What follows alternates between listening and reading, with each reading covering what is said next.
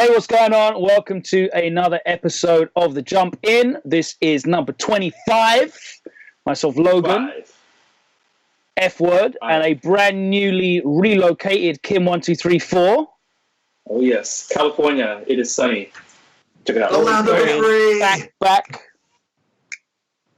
To Cali. Oh, low. I like the reference.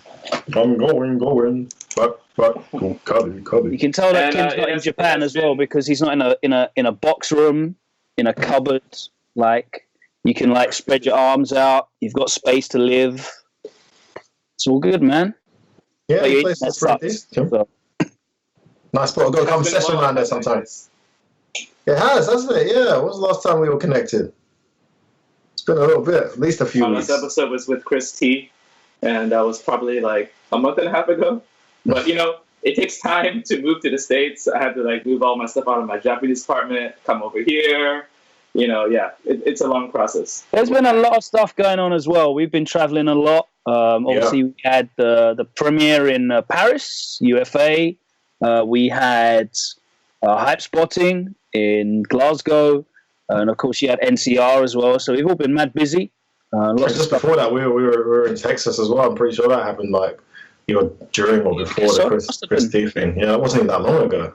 South by Southwest. Logan was there for just a day, yeah?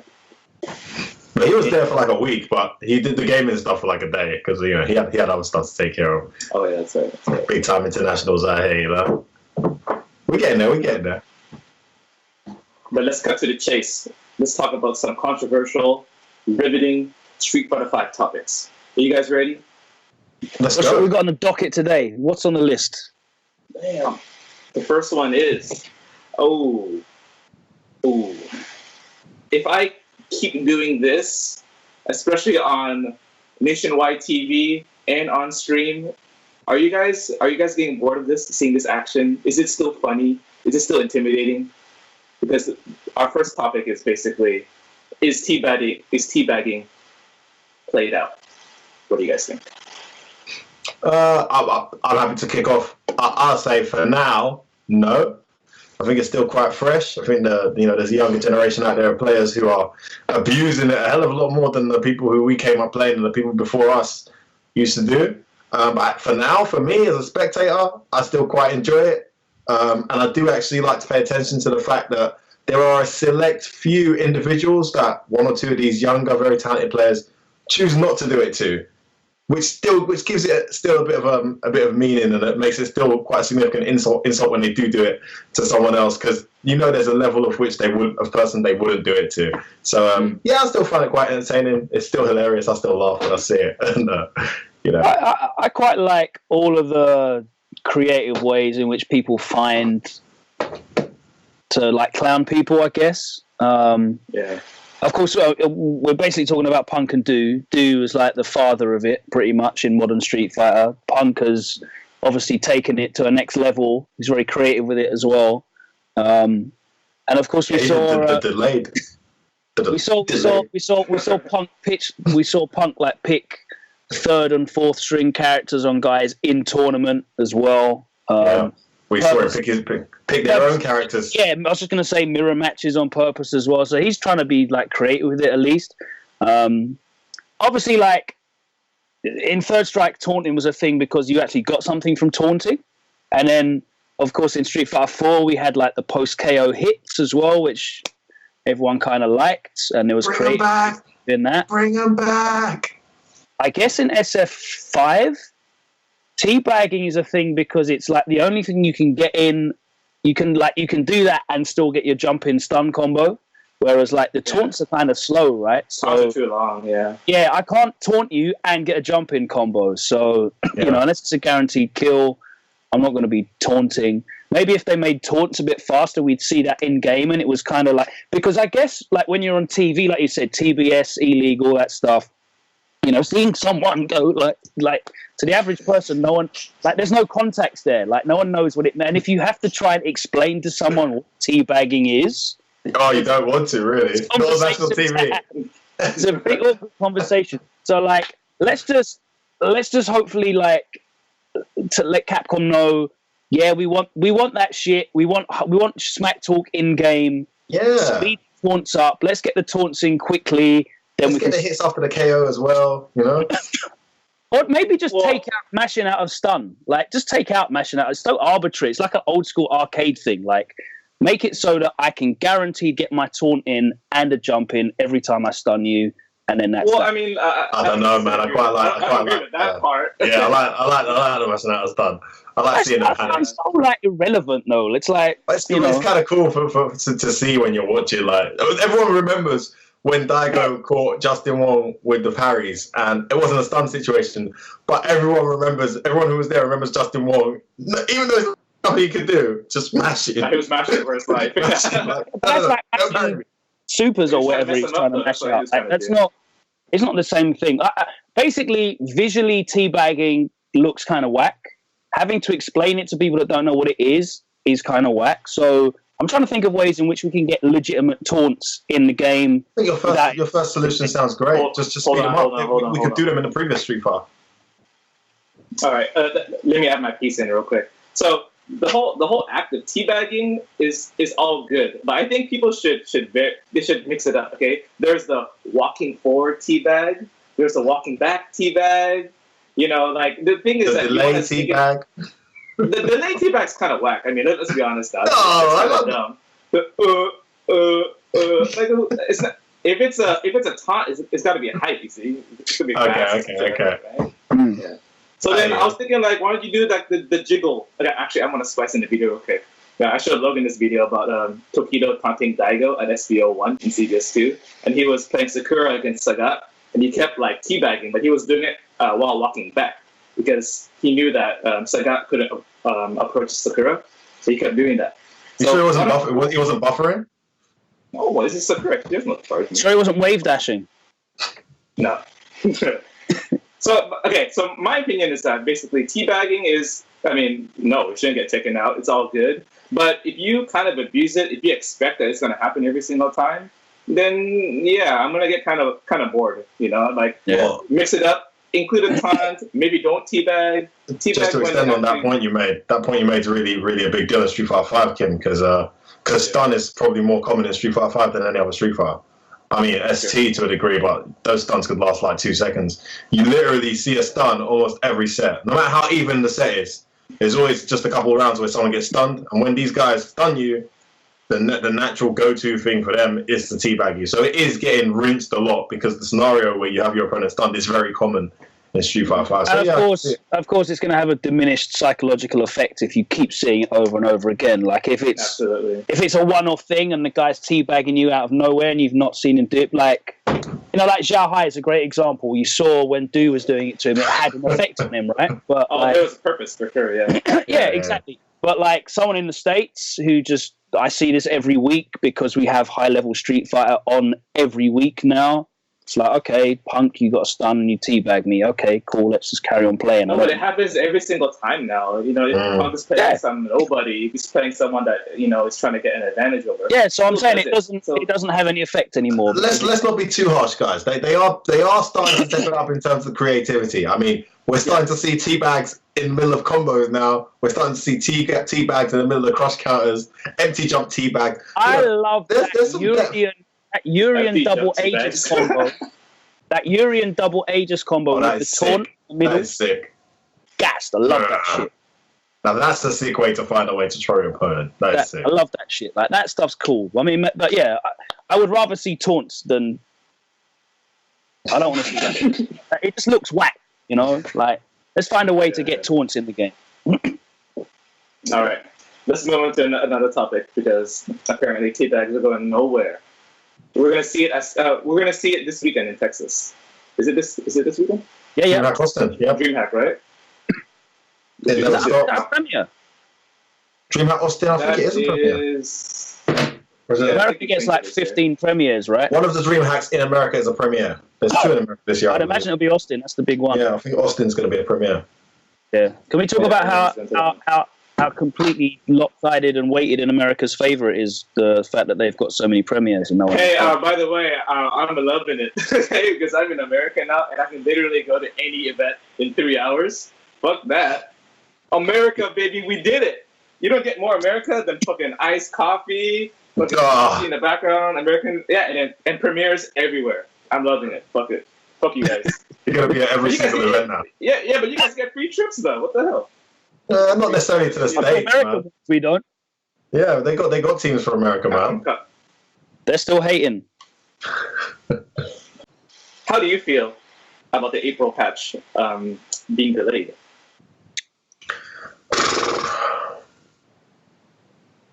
Okay, all right then. Next topic. I'm happy.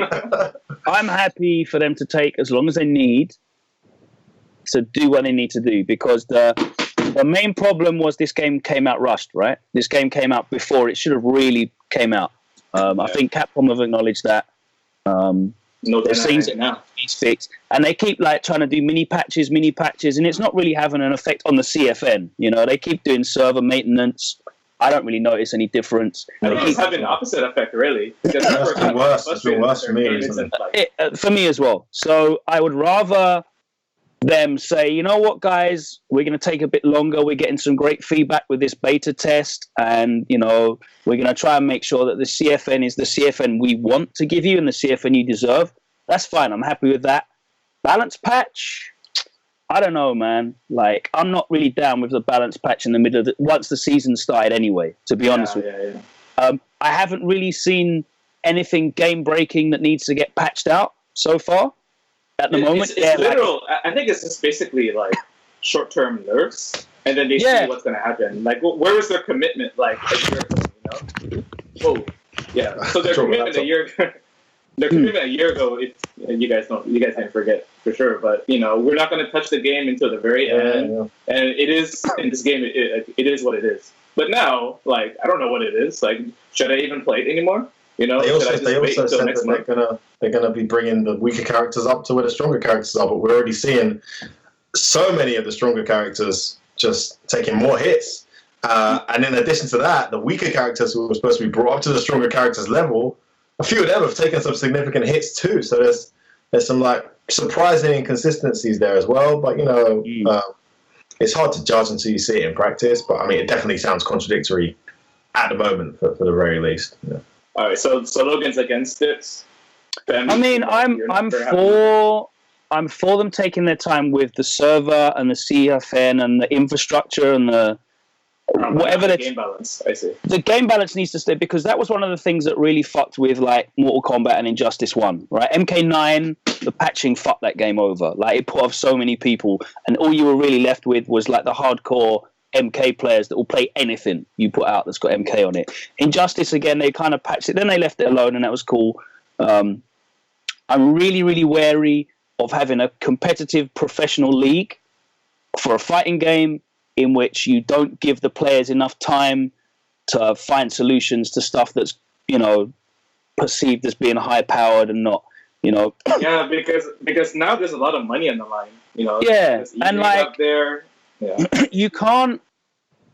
We don't have the player base in Street Fighter. Even though Street Fighter is by far and away the biggest competitive fighting game in the market, regardless of sales figures, it's got the biggest attendance numbers.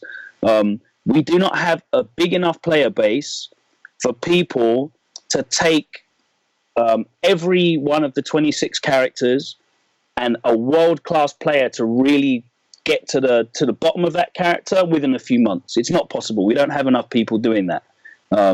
So we need to give the game time to breathe and live. People are already mitigating, you know, Boxer Wrecker resets. You know, they're finding sort of like timing to block OS timings on overheads and stuff. They're dealing with Urien. I mean, Nemo, great player. He only finished 4th in this event in China this weekend. So, you know. Jump back OS. So you're seeing people come up with solutions for the mechanics of the game as well. That's one of my funnest things, like seeing that. Which has actually been, that's been sick. That's actually been exciting to see where the game's now evolving to, where people like Street Fighter 5 is too linear, Street Fighter 5 doesn't have depth, and suddenly there's this tech that the players have developed, and now the game's developing depth because the players are now going to the second layer of punishing that tech. Exactly. You know, that's actually quite exciting to see, and then they want to take it out of the game, which really surprises me. And when we were commentating at UFA, and we had you know, F-Champ was doing so well, it actually gave us stuff to talk about, like in a deeper level, where he was doing the OS tech on the Gale, and how that was working out and doing the OS crouch fierce when they were doing the tick throws. I didn't even know that was an OS. Yeah, when he explained that, I thought, wow. That. No, but Capcom just made your job easier. Now you can just say, well, he gets wrong, and that's it. That's all you have to say. True. Yeah, but we don't want our job to be easier. I don't know. I would. These are the things that make the game beautiful for me. Like those things that these world-class, genius level players discover, and like Femi said, the different levels to adaptation and tech and counter tech that comes out of it. And to be honest with you, like more guesses is not good. I don't think, especially because of the severity if it's of too guesses. honest. If it's too honest, I don't think like it's gonna. 10% remaining. If the game is too honest, I don't think the game is going to last that long. There has to be, there's also like an underlying topic, another topic. It's basically Jump OS is tech, right? Yeah. If you make tech, now you're afraid that they're going to take it away. So why would you ever reveal it? Like Sonic Fox. I don't play Mortal Kombat, but infamously he obviously created some tech that lasted a year, and then they finally found out about it. But then for a year, he was like super successful, right? And there's a reason that he kept his tech. And in Street Fighter V, like since it's the most popular fighting game out there, if I find something out now after a year of Street Fighter V being out, I know not to tell anyone. Because what's going to happen now? Yo, 250 G's, man. It's got to this point now where you'd be doing yourself some significant financial harm. Sharing that. Well, guys are doing that already. I mean, you remember Nuki before SBO, like allegedly had all this Chun-Li tech that he was not going to tell anyone until after the tournament for SF4. Was that? Shared tech is very new. Yeah, very new because the whole social media and YouTube boom kind of made it like a mandatory thing, and people could go and watch what you did and replay it again and again and again. Whereas before, you'd come home from a tournament and you'd sit there and talk with Reinhardt and whoever else is there, and you'd be like, that thing he did made no sense. How did he do that? But you can't play it back. You just sit there and theorize. Well, now I can even go on CFN and I can see your inputs as well. Like I can literally do a post-mortem on what you did. So, and of course, a lot of the guys coming up with the greatest tech are not the high-level players as well. You've got all these accounts on Twitter where people are coming up with like crazy stuff, and it's getting shared and spreading around the world and evolving and developed. So, it's an interesting situation.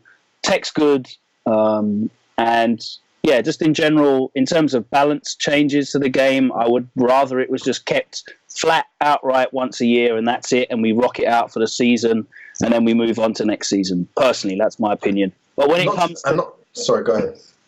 But when it comes to like improvements and CFN and server improvements, I'm happy for any delays. If Capcom thinks that is going to allow them to give us the best possible product, then I'm all for that. Don't rush that shit out. Just get the game down.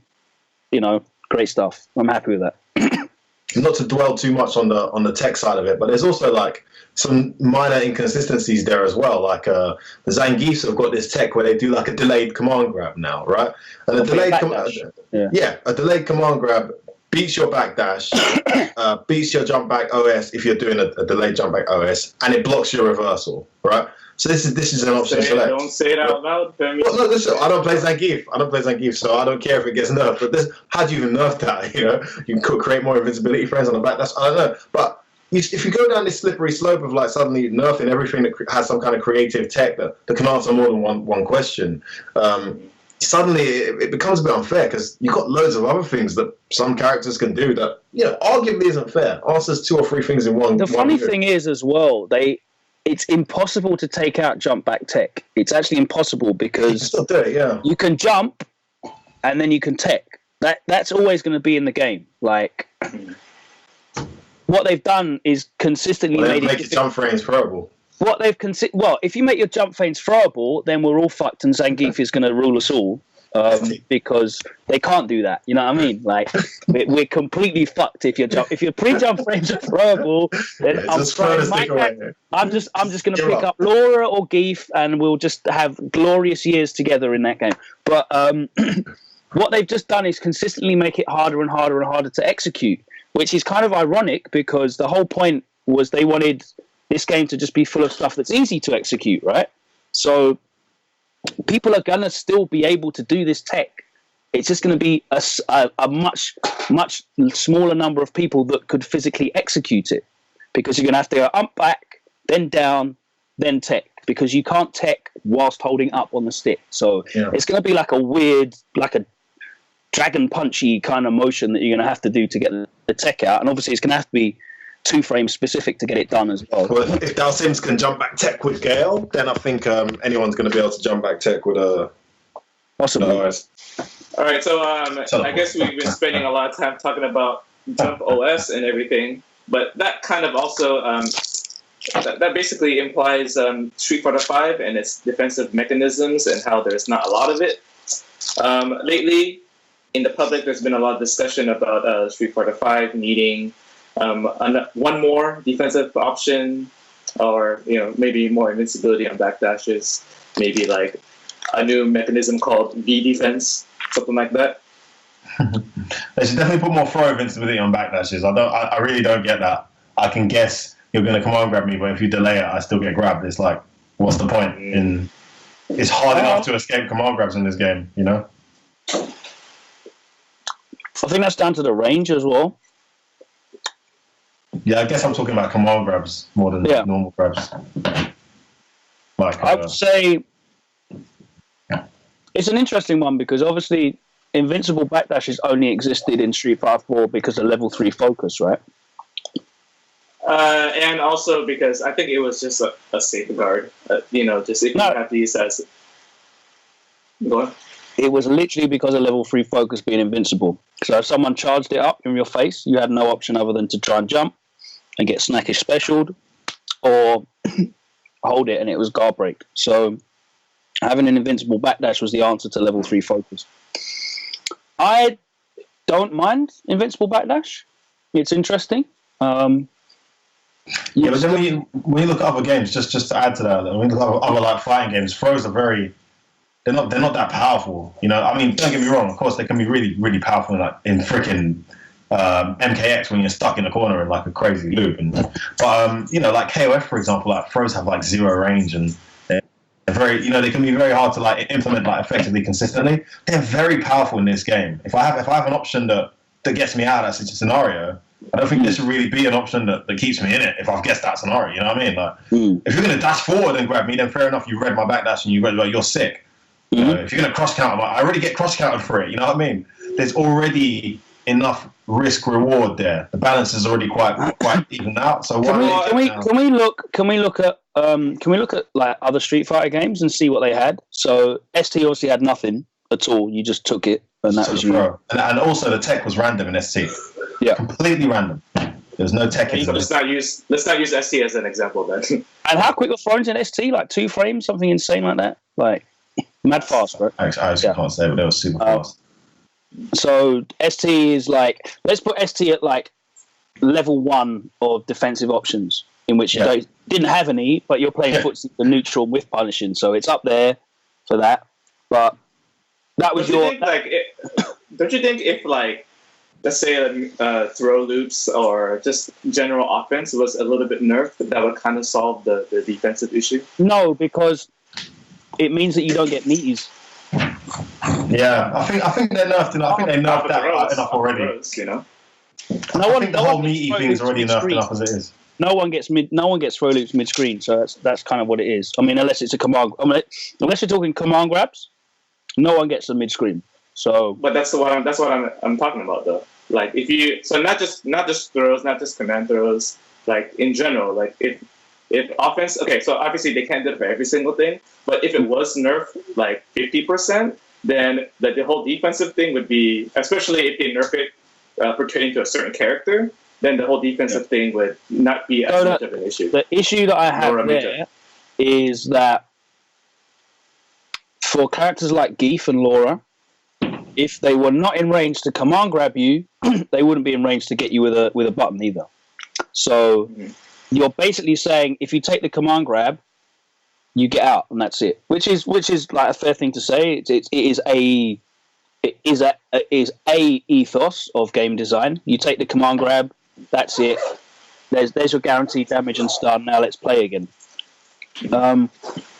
And we're not game designers, so these are just our opinions. Yeah, but, we're just spitballing. We're just throwing ideas together. However, I like the idea that, say, for example, if Laura was in a position where if she command grabs you, she can kind of like throw loops like Cammy has, for example, where if you wake up and press buttons, you'll beat her throw. But if you wake up and press buttons and she press buttons, she beats your buttons. Mm-hmm. Do you know what I mean? So say Laura wasn't in a situation where she could command grab you and it would get your block and your button. That's, I think, bad. I think when you're in a situation when you wake up and if you press a button or you block, you lose both times to command grab. I think that's a bad situation, and that's probably too strong. But if I make a read that you're going to grab me and I press a button on my wake up, I should win. If I make a read that you're going to press a button and I block and therefore I give you the time to command grab me, that makes sense to me. But you know, this is all very Street Fighter 5 specific for me, which is fine because we're talking about Street Fighter 5. But even that, I think is too linear. I hate the idea. I still can't stand the whole. You know, you can only press this button and that button in this situation. I really don't understand why the game has to be that restrictive. But having said that, in the scenarios you're referring to, for me, I think your suggestion actually makes sense if you're talking just Street Fighter 5. But for me as a fighting game lover, when I think about the potential, how much better Street Fighter 5 potentially could be with just a couple of little tweaks, it's already a really fun game, but just a couple of little tweaks here and there. If I do guess right, let's say I could get grabbed or punched. If I do guess right, just you should suffer for it. That's it. For me, that's fighting games. That's Street Fighter. That makes sense. If I do guess right, then you are taking a big risk right now with this command grab. You're getting fucked. Well, they kind of are, because if you jump out of it, you get a big punish. So that's what. Yeah, but a jump out is one of the right guesses, right? Yes. There's most people aren't neutral jump, but most people aren't neutral jumping. Most people, it's funny you say that. A lot of people are neutral jumping, especially against. But then they get hit. They get hit by. Yeah. It's not. The reads are just too good, right? Which is fine. I'm happy with that, because that's basically the situation that it should be. It should be you jump. If they read that you're going to jump and press a button, then you lose. Cool. Or you're getting jabbed, so it's not like it's the end of the world. It's not like he's getting a massive cross counter combo on you. You're just getting stay there, and we're going to do this again, which I don't mind. But I think if you're in a situation where the command grab will beat two of your three options, it's kind of strong. Every time we have this conversation about, you know, cross counters on dragon punches, for example, like if I bait out your dragon punch, I'm going to get a big damage combo anyway, regardless, without cross counter, right? But the cross counter adds even more to that risk, so it's kind of like made the dragon punch less and less and less of a viable option. Whereas with command grabs, everyone always says to me, "Oh, but you know, if you make the read and jump out of the command grab, then you get a jumping combo, and it's really risky and what have you for these characters."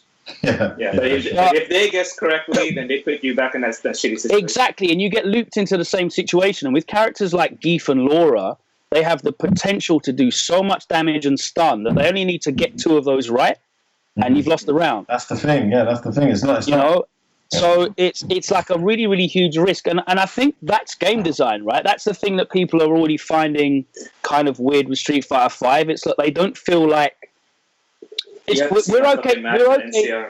We're okay playing a game of reads, right? We're okay playing a game of reads, but I guess people don't feel like their reads are being rewarded. Kind of like what you said, Femi. Like, if I make the right read, give me the reward for it. You know, like don't.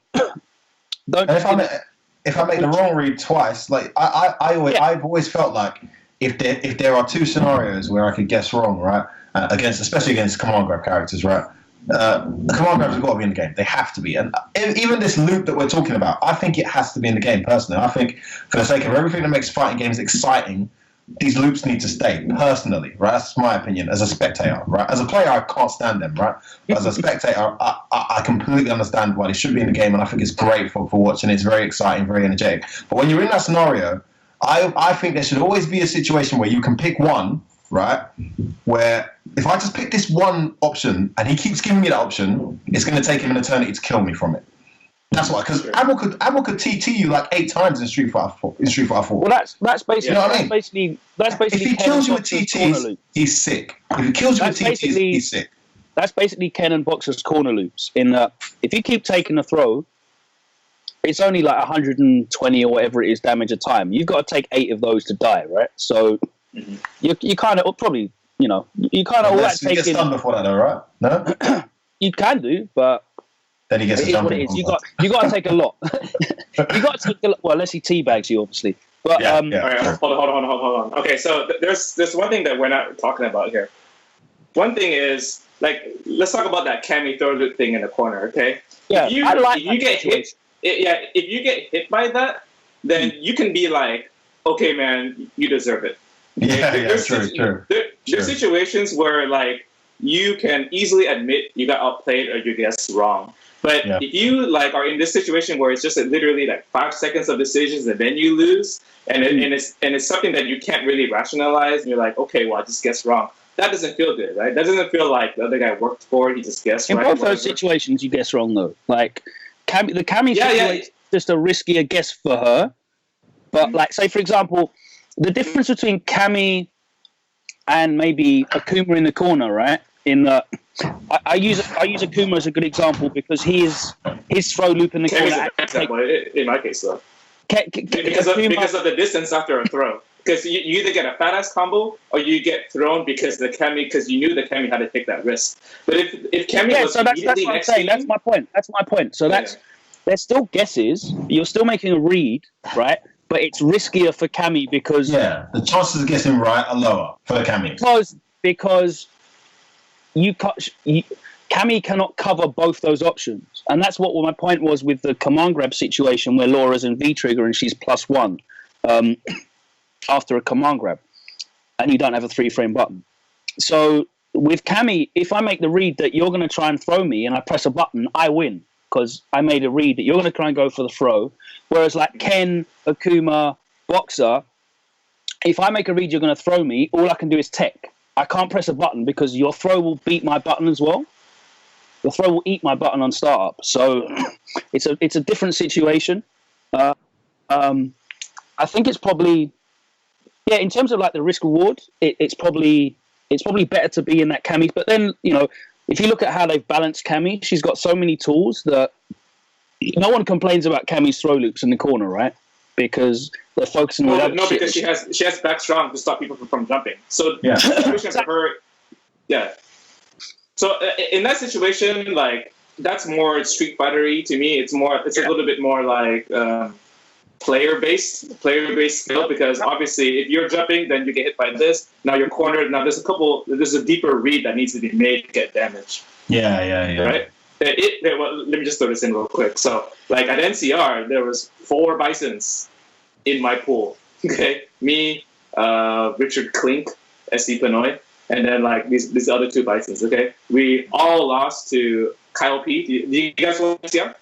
Yeah, Kyle P was in Nakali or Mika. Who was it? I can't remember. No, he was Laura. He was Laura, and he made it to the winner's finals. Sorry, it was I watched the set. Who did he play against? Who did he play against? It has to be Justin and Marvel. But anyway, he's a good player from Seattle. He had a set that he was playing and Flo was commentating. Who was it against? It was against Haitani. Oh, it was. That's why I said Nakali, because I saw Nakali on the screen. Yeah, so basically his whole strategy was based around pressing medium kick and V-trigger activation and nothing else. That was literally it. Yes. Okay, so the thing that we were talking about was not only is we have to deal with these 50-50 situations that are up close, but in most situations, even a Boxer, let's say Boxer makes 2 good reads, he still needs 1 extra hit to kill you. But not Laura. Laura at the very end, where you think okay, that last hit's not going to kill, it does kill. Yeah, you're dead. I agree. It's insane. Boxer only needs 2 touches. But maybe you're talking about with V-trigger. Right? I think Laura with EX meter, you're dead, man. You're dead. Nah, Laura needs a V-trigger as well, but she doesn't have the frame advantage for after the. But she's getting it. If she gets the guesses, if she gets 2 guesses, it doesn't matter about frame advantage. 2 guesses with 2 meters. And you're stunned. She can't. You're actually dead. That's the thing. So with Laura in those situations, if she gets a combo into the ender, right, she can't command grab you after that. She doesn't go into ender. If she gets a combo, she goes into EX reset. Yeah. If you guess wrong there, she goes into EX reset. You're dead. That's it. No. This is how it goes. I outfootsie her for 80 seconds, and she gets V trigger because I'm outfootsying her, and then she kills me. What does she do? Forward fist punch. That's what happens. That's what I'm saying. She needs to be in V trigger, and it's the same situation as Boxer. Really. But she's getting it, so it's not really a matter. If you're talking about V trigger, I think then it's the same. I agree with Logan. I don't think it's different from. I think Laura's more devastating outside of V trigger than Boxer, but in V trigger they're both 2-touch kill. But then we're talking about like Ibuki's situation as well, where you just need a meter and you get a 50-50 mid screen, right? Yeah. So that's pretty deadly. But she needs like 4 of those to kill you. Yeah, all right, mate. Whereas Laura Maybe last season she needed 4. Keep it on topic, guys. Keep it on topic. Wait, guys. If you're just talking about an EX mix-up, I promise you, she can't kill you off that. She can't. The Laura section will be the next podcast, and the next one will be about Ken. Laura will pretty kill you. Defensive shit. Okay. Okay. Sorry. Yeah, so no, I'm with Logan. I think, I agree with you, but I wouldn't say one's any easier than the other. You guessed wrong against Laura or Boxer twice, you are dead. That's it. So then, Laura's a really defensive thing. Laura's a really bad matchup for Bison anyway. Like, that's probably your worst. That's probably your worst matchup. Oh, it sucks. It sucks. Yeah. So, and I guess therein lies the issue of defensive options because, like, Bison's there. I mean, aside from maybe Alex, who's got probably the worst defensive options in the game, Alex and Fang probably got the worst defensive. Yeah, but if you get hit by Bison, it hurts, right? Yeah, of course. It hurts. Oh, it hurts. Yeah. You're not in the loop. So I think that's kind of cool. I think that's kind of cool. Bison never did damage, and I can't ask for a loop. Like, I already got what I asked for like 7 years. Yeah. But other characters get both, and that really sucks. That starts to feel like I didn't get outplayed. I kind of lost to the system. Yeah. Right? I definitely think we're in a situation now where there's characters that clearly do the same things as other characters, but they do it. They can get into that situation a lot easier. They can put you back into that situation if they hit you. And they also have the resources and tools to kill you in 2 mix-up. Guaranteed. And they're the best characters in the game, There's a couple characters in the game that for all Street Fighter 5 was hoping to dispel from the previous iteration or series, there's a couple characters in the game that still very much play an element of Street Fighter 4, which is pretty tough to accept for characters who don't get that. And it's pretty hard to... it's not a good feeling losing to it as well when you don't have the options to do it to them. I guess that's just you'll never have a game that's completely like. There's got to be different types of play sets, Otherwise, I don't know if it's because Street Fighter 5 is like the latest game, but man, like when someone complains about Street Fighter 5, it's weird because in Street Fighter 4 it would be like a different story, but in Street Fighter 5 it's usually the same theme, and it's really salty. It's never like I need to get better. It's like I need this shit to get nerfed now. I definitely think. Like seriously. I definitely think that the new age. I think social media has a lot to play into that because there becomes a narrative that people repeat without fully understanding what the situation's in. The number of people that I've heard complain about characters or mechanics in the game or whatever, and when you actually ask them about the situations that they're losing, they just don't know what their options are. They're not even breaking down these situations. They're just salty about it. But they're seeing shit online that people are like complaining about, and it becomes an echo chamber. And that's not Street Fighter related. That's like life related now because I'm seeing shit like that about politics, everything, man. Very like true. People are not. What's popular now, The whole GGXRD and KOF comparison argument. 90% of the people making that argument and comparing GGX or KOF to Street Fighter don't play GGX or KOF. I swear to God, go check out the Xbox. Show me the hours of footage where you played KOF. They're just jumping on a bandwagon. Don't get me wrong. There's 1 in 10, maybe 1 in 9 who actually do play these games and do believe it's a better game or whatever. But the rest are just jumping on what's popular to say. And that kind of devalues it when someone does have something relevant, to compare to. I think you can see I think you can see from all our previous episodes that we're not like, yeah, man, Street Fighter 5 is the perfect game and there's nothing wrong with it and everything's A-OK. It's not the case. Definitely not the case. Yeah, absolutely. But I definitely think there's not enough intelligent, informed discourse and feedback.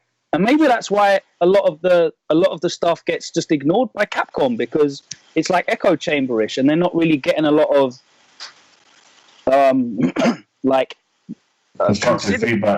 constructive feedback. But I mean, at the end of the day, there's a lot of stuff that's just obvious and should get sorted out. Yeah, that's true. Like too, that should get sorted out.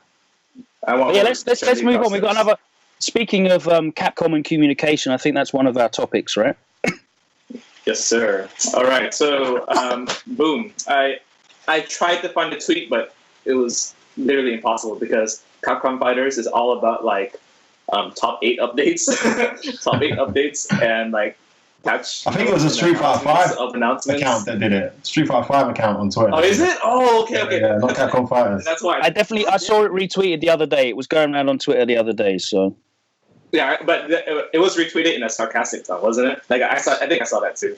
Yeah. It was okay. So I guess the Street Fighter 5 account, they made a tweet in November. I think it was November of 2016, if I recall, on saying that like we're going to communicate more with the fan base. There's going to be more feedback, more updates. Maybe it was on Hunt's account.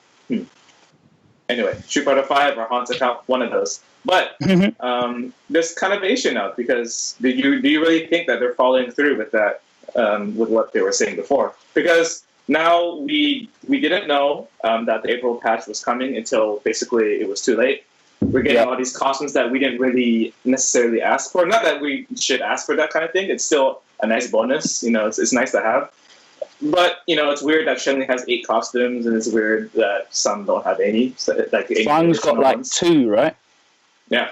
Also, Yeah. So I mean, basically the issue is we as players, consumers of Street Fighter 5, we want to feel that like our input is actually being listened to, especially since we literally spend like 50% of our day thinking about it, right?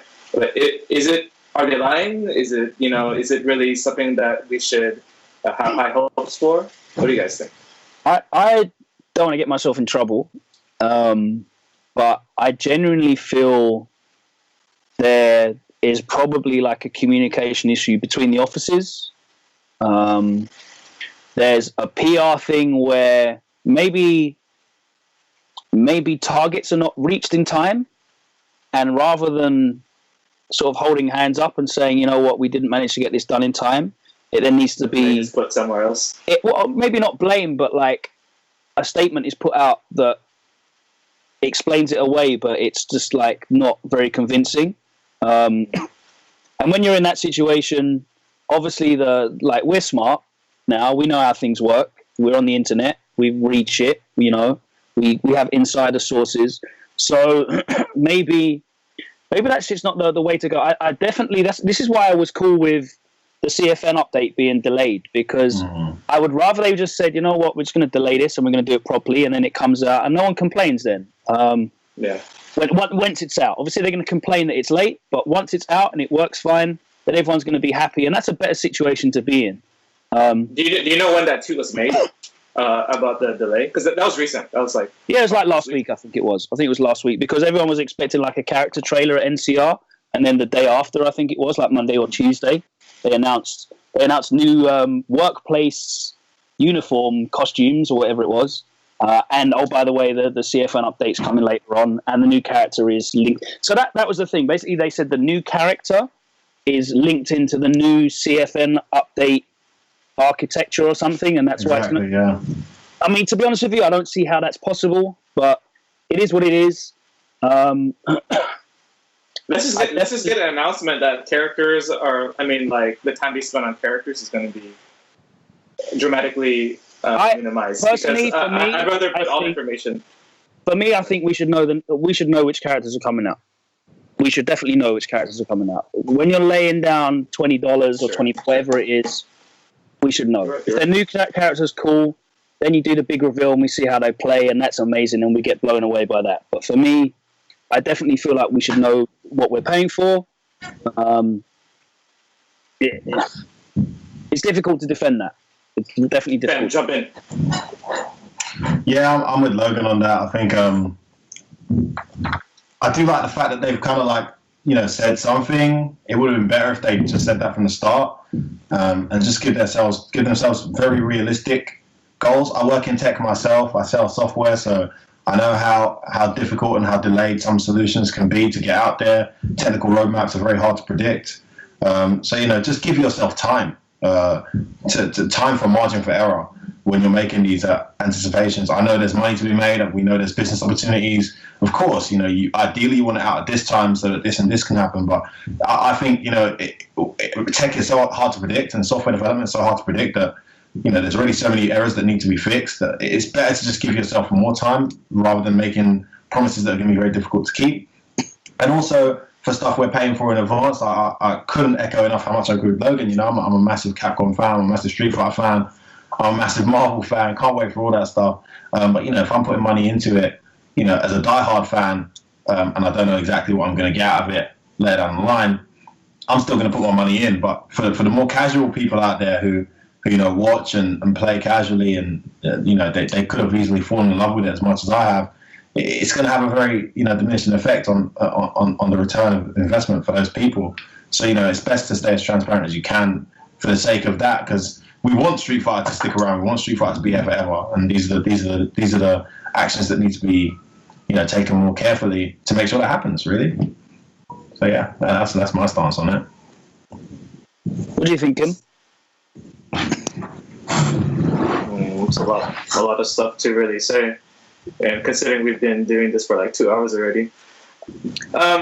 So for me, I think Street Fighter V sticking around or not, that's not really an issue. It's going to stick around for sure.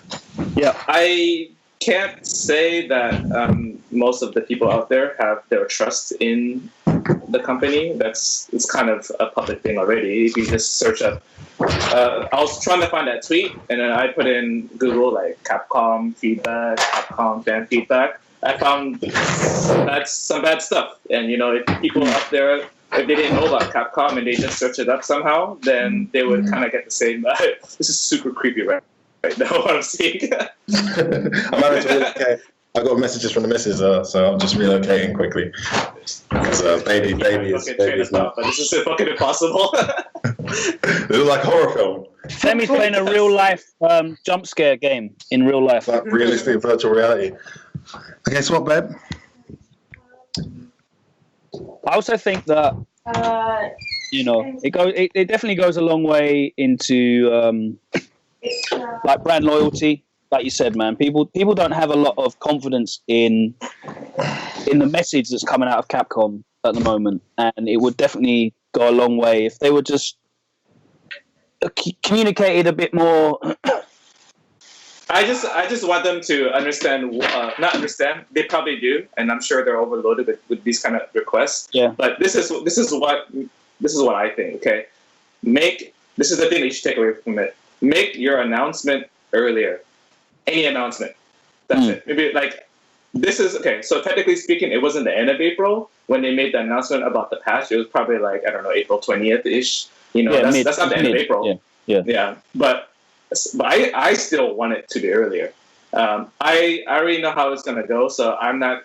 Isn't that how they shot themselves in the foot by saying it a bit too early? By saying it was going to be. No, he means announced that it's going to be late earlier as soon as they know. Absolutely. Absolutely. Yeah. Absolutely. Sorry, so if I know ahead of time, I can prepare myself. Like you said, man, we're all going to carry on playing the game. Street Fighter is still going to be the biggest property in the market for fighting games. And it will carry rolling. I said before the game came out, man, it would have to do a hell of a bad job to not be the number one game. A lot has gone wrong that could have been maybe handled better, and it's still very much by some distance the number one fighting game out there. So and Street Fighter V is doing great because now it's on TBS. Now ELeague is starting. Yeah. And there's other leagues around the world that are going to be starting. Oh, people are paying attention, and I think if we look at this statistically, this has got to be our strongest series, our strongest period ever for sponsored players as well. Yeah, without mentioning names, I've had conversations with a number of the players who are newly sponsored or have been sponsored for a while. They've had their contracts renewed. They've been approached by various organizations. They're now in a position where they can negotiate salaries. Something that wasn't common for every fighting game player, bar the obvious is like Justin Wongs and co. We are in a fantastic place. Oh, we're in a time now. Like we were in, like you said, we were in South by Southwest in Austin at an event, an invitational event, $20,000 prize pot, and guys turned that down. Yeah, yeah. No, I'm not going to go to that. Like, can you imagine that? Like, $20,000 was more than like you got for winning Evo. Yeah, like that was more than you got for winning Evo. And you had to do the gauntlet for that shit. I get to walk straight into an invitational bracket and play for that. That's fucking like the dream. And people turn that down. So it shows you what a healthy situation we're in at the moment. There's a lot of options for players at a high level. There's a lot of incentives for people to play this game at a high level. That's probably why so many people are sticking with it, despite their vocal disenchantment,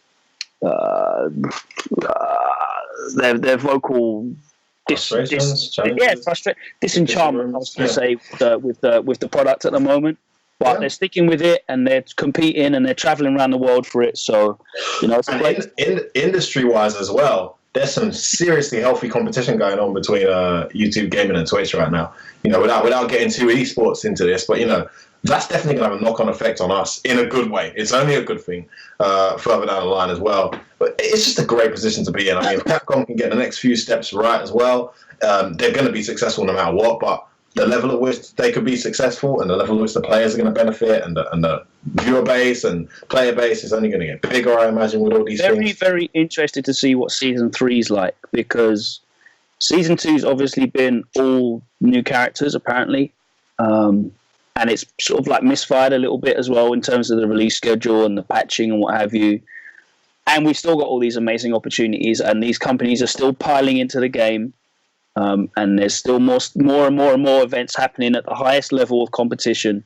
Season 3, maybe when they go back to some of the classic characters that people might recognize, hopefully they give the UI an overhaul. They sort of switch the game up a little bit to give it a little bit of new life. And of course, it's there alongside MVCI. So you have like a duo of strong titles. I'm really interested to see where we're at there because, with all this groundwork that's being built this year, it's going to be a very interesting year. And hopefully it can spread to a wider audience of like these guys that are seeing the game on TV. You've got these amazing things like this charity celeb thing that's happening on ELeague, right? That's like a cool situation. I know it's going to be fucking terrible. It's going to be terrible gameplay, but it's going to fucking suck. But like, it's Street Fighter on TBS being brought up by 7:30 p.m. Right? Exactly. But your cousin's going to say, "Hey, man, I saw Shaq playing Street Fighter on TV last week." That's crazy. No? Yeah, but okay. But actually, this is a good segue here. So I was watching ELeague. We were all watching ELeague, except you guys couldn't see the commentators table for some reason. No, because we weren't TBS. Well, I was watching on Twitch like an idiot. So on Turner Broadcasting TBS. What's that stand for? Station. Turner Broadcasting Station. Yeah, just stay Japanese, buddy. Yeah, you're not American yet, clearly.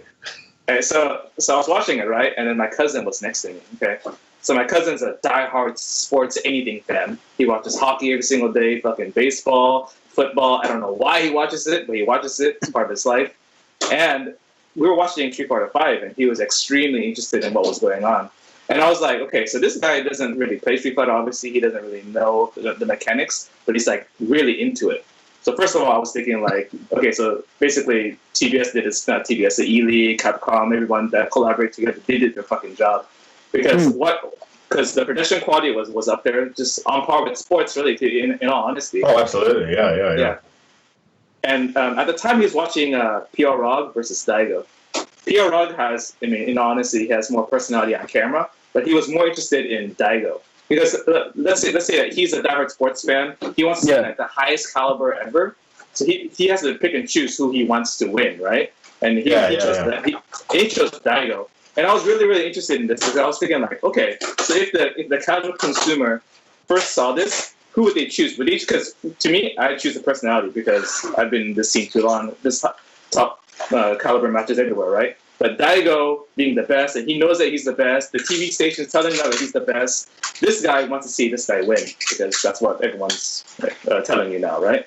But I thought it was really interesting that maybe in order for us to get even bigger than this, have more of these like top players out there that are like, and just throughout the history, just throw it all out there. This is the best in the world. He's struggling in Street Fighter V, but now he's making his comeback. And those couple of sentences made him like a Street Fighter V fan. I think the way to go with Street Fighter broadcasting is definitely the UFC model, where you have like, you know, tailor the tapes. You have like mini video pieces put together about the player's history and who he is, and like the struggle and all that crap that people lap up, and then you have the human drama element. It's good stuff, though. Yeah. Yeah, exactly. I mean, if you didn't know it, then yeah, you couldn't. Then you wouldn't. Daigo, yeah, of course. Daigo has got the same personality as a cardboard cutout on screen when he's playing, but he's got like this mythos. Level cardboard cutout, though. He's got this mythos around him that, you know, everyone like is aware of who the fuck he is. You know what I mean? Like, he's just got this mythos around him. You don't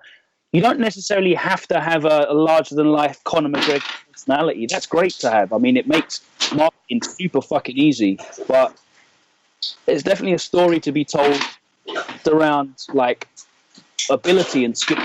But this is actually a dramatic situation right now. What we're seeing with Daigo, this is quite an emotional situation. If you actually look at the history of Daigo Umehara, from ST to Guilty Gear to First Strike and onwards, and he's always been able to compete at the top level and be the person to beat in most of the titles he picks up.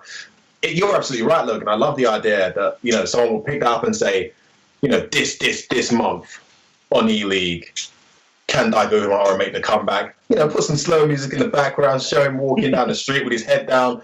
He used to be number one. He was the best. Highlights of him getting his head bust all over the place in Street Fighter V. No secret. The transition has been difficult. Bang, start the match. Suddenly, every person there who doesn't know anything about Street Fighter has got a connection with this guy, who you've just been told is historically the best to ever play. And, you know, from when the tiny little things they were saying in the bar for you, Kim, for your cousin or whoever it was, to be so integrated into it. Imagine if they gave that guy that story the kind of, like, you know, representation it deserves. Just imagine how neutrals would be behaving watching that. You know, you're gonna be connected. You're gonna be interested in seeing what happens. So yeah, it's tons of. It was really, really interesting to me. Yeah. I think as well, Street Fighter is a really great game in terms of just casual viewership, because people recognize the characters that are on the screen mostly. There's not a lot going on for you to understand. It's basically you can see who's winning, you know. It's superficially like two people fighting. Yeah, admittedly they're doing weird, crazy, magical shit, but it's superficially two people fighting, so you can kind of get an idea of it. Pretty much everyone in the world has played it at least once. Time is also really important, though. It's extremely easy on the eye for time. And exactly, it's really easy to just dip in and out and watch 5 minutes of it. You've got sets in, and that's it. It's all good. I think it's really, really, really strong in terms of broadcast ability, and I definitely can see it only getting bigger and bigger. At the end of the day, let's not forget the amazing Atlanta crowd. The crowd that getting the crowd in was great. Absolutely, yeah, that was awesome. And I have to give really excited, genuinely. Yeah, I have to give credit to the ELeague guys for taking on board criticism and improving the product, because week out, it's improving over and over and over. It's improving. So, you know, like, real time improvement isn't common, even especially in live TV. You know, usually you wait until the next season, but they've been making real time adjustments, which is really impressive, and also shows that they give a crap, which is nice to know. Well, let's close off this podcast with Group C predictions. They're going to play Group C. Yeah, good shout. Group C. It looks like the scheduled matches that will take place are CN versus Tokido. CN versus Tokido, correct. Yep, and MOV versus F-Champ. So I got my predictions. Did you post this in our little group thing? Yeah, just go to meetings. Look at the screenshot. Yeah. Where is it? So I'm going to say... So we can just... Can I say mine? Because I'm quite excited to say mine because I'm pretty confident. And by the way, I did predict F-Champ to be top 3 at UFA, and I was correct. Nobody predicted that but me. So I am a bit of a guru at the moment. You're so smart. I'm actually gonna say, surprisingly, I'm gonna say Shen over Takedo. I'm gonna say F-Champ over MOV. Yeah, F-Champ over MOV. Then in that match, I'm gonna say F-Champ actually beats Shen in the following match. That's my prediction. Okay. I like Shen and F-Champ. I think Shen's gonna go on to play Fudo, and I like Shen over Fudo as well. Are we predicting all the way down? Because that doesn't happen that day, does it? Yeah, it happens the same day. It's just later on in the night. Well, it seems that basically the people that qualify from that are going to play Fudo and Wolf Prone on TBS. Yeah.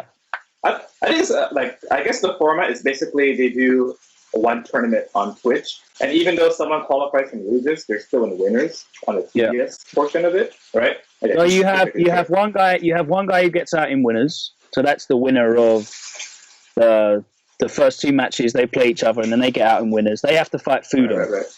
Then you have the losers of that fight. Then they fight the loser of the final. So let's predict that. I mean, we both agreed. So that's going to be Takedo versus MOV. We saying Takedo for that? I like Takedo. Let me get Takedo. What's wrong with you guys? Oh, you disagree? You disagree with Shen and F-Champ? Okay, let me hear what you're saying. Okay, so Cien and Takedo, I agree with that, and I'll give more detail. I think Takedo playing Akuma, which is a new character, even though he spends all his time on that one character, I think it's not enough because Cien has all this Ibuki tech that's online, and obviously if you're in Asia, you can practice a lot online. I think Cien's going to beat Takedo barely. Takedo usually somehow. Cien's going to be an F-Champ. I think. Oh, okay. Yeah, you're right. Yeah, F-Champ wins this for 3. Okay, there you go. Yeah. Okay. But MOV has been invited through his performances in season 1. He's been the most impressive Chun-Li in season 2, though. He's like the only Chun-Li that's really tried to play season 2 Chun-Li. Thank you. Thanks. Spot on. Yeah. Everyone else kind of gave up prematurely. He's doing the Chun-Li, the new Chun-Li stuff. He's accepted her for what she is. And I just think if he'd have come across someone other than F-Champ, he might have had a better chance. I just don't think that's a good one for him. Okay, so exactly what you said is the reason why I think MOV is a special Chun-Li. Because all season 1 Chun-Lis, you can win based off easy mode basics, right? Yeah. But MOV is technical. He's a technical Chun-Li player. He won't miss those combos. He knows those setups. He's the originator of a lot of those setups to start off. Yeah. So he will lose, but it'll be 3-2 F-Champ. 3-2? Wow. Don't know about that. All right, so MOV versus Takedo, you agree with us? You think Takedo's taking that? MOV Takedo. Losers? I like Takedo. I like Takedo too. Yeah, I like the same thing. Yeah? Takedo. All right. So F-Champ versus Shen. Who you calling? I like Shen, you like F-Champ. Who do you like? I like F-Champ for that. Definitely. And see, you guys are assuming that he's going to pick Ibuki, right?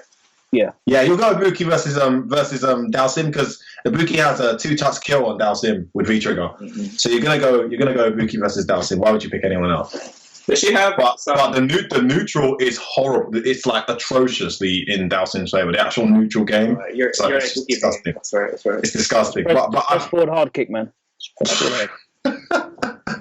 I think. Okay, so after my start the engine, after 1 month of being in the States, I can definitely tell you that online in America doesn't make any sense at all. So where's F-Champ going to get the Ibuki experience? He's going to get it. Well, no, Marin is in NorCal right now. He's been here for Marin doesn't play Ibuki anymore. Whatever, he's playing Ibuki. And his Ibuki is a bit, it's like you might do yourself harm learning how to fight Ibuki by playing Marin, to be honest. Sure. But anyway, F-Champ's taking it. F-Champ? Taking it. You're a wise man. Okay, so me and you are seeing Takedo versus Shen in losers. So that's a rematch. I think if there's a run back, I'm going Takedo, and then Takedo will play Wolf Crone in the thing. Shen, I love you, but I think Shen's going out. You think Shen gasses out? Is that what you're saying? Yeah, I think Shen gasses out. And then I think Wolf Crone absolutely destroys Takedo. And I'm seeing F Champ Takido in that match, and I like F Champ. Yeah. So what happens between F Champ and Wolfcrone? I like F Champ. Nice. I don't know. Well, actually, they did play that 1 versus 10 like a long time ago, and it was really fun. Yeah, that was brutal. But he didn't know. He didn't really know what's going on, did he? Isn't it weird that online warriors are like really relevant now in tournament scene? Do they? I mean, he's been around forever. Vagabond beat Daigo. Punk is the lord of online warriors, man. Punk is the lord of online warriors, bro. Yeah, he's a classic case. Phenom too. Phenom. That's Phenom's background, but he's made the transition online warrior. Smug's an online warrior. These pad players, man, they're taking over, man. I think if you can play this game online, you've basically you have the mentality to just make hard reads and commit to them. And this game's really important about that. Like, just go for something, commit to it, and be ready to capitalize if it works. If it doesn't work, you carry on playing. And of course, these guys have got the reactions to deal with that stuff in this game as well. But a lot of people maybe don't, that are used to playing offline, with punishing, arcades, respectful shit. These guys are dashing in, jumping in, doing all kinds of random shit all day online. I was saying to you that I played Takamura online. I kicked his ass.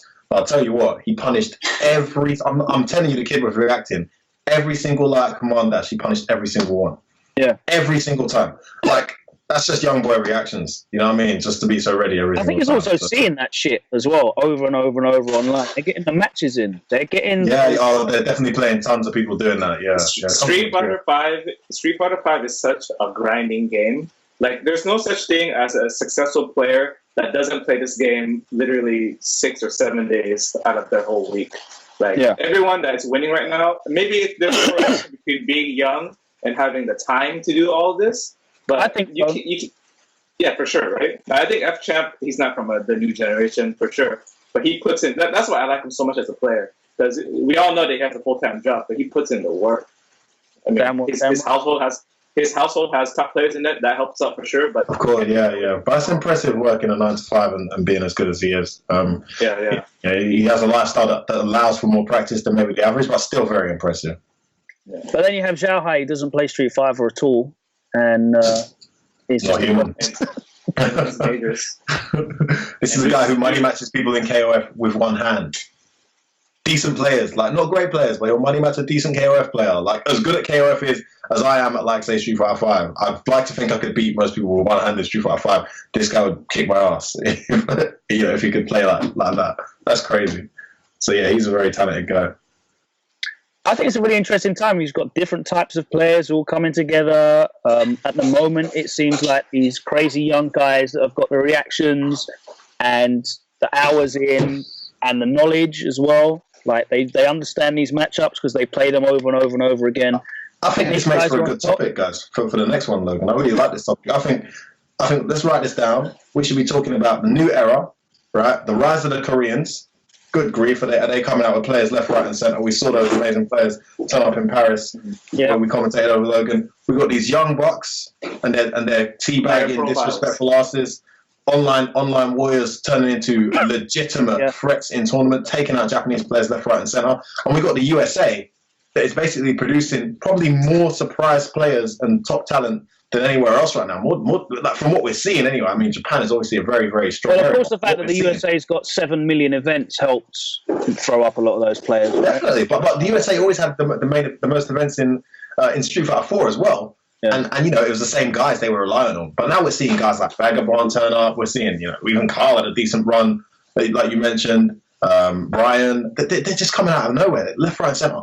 So I think that makes a great topic. The new era is the picture's looking very different. The landscape's looking extremely. And I'd love to talk about also we can add onto that list why we think Street Fighter 5 suddenly is an American game now. Like, Street Fighter 5 and America being the best hasn't really correlated for a very long time. And suddenly in Street Fighter 5, it's all good now. We're good and all our players are dominating Japanese players. Street Fighter 4 that never happened. Previous games. Logan, note how he's saying "we" now. All of a sudden, he's an American again. Yeah, conveniently timed. Time to end this goddamn podcast. just 2 months ago, he was Super Santara Man's best friend, and now he's all about the red, white, and blue. Now that Knuckle Dude's on top of the food. Oh, sorry, Punk is on top of the food chain. Okay, right. And thanks for watching our podcast. The next podcast is episode 26. Arigatou gozaimasu. Thank you. Hi. All right, thanks for the time, guys. Peace. Subscribe.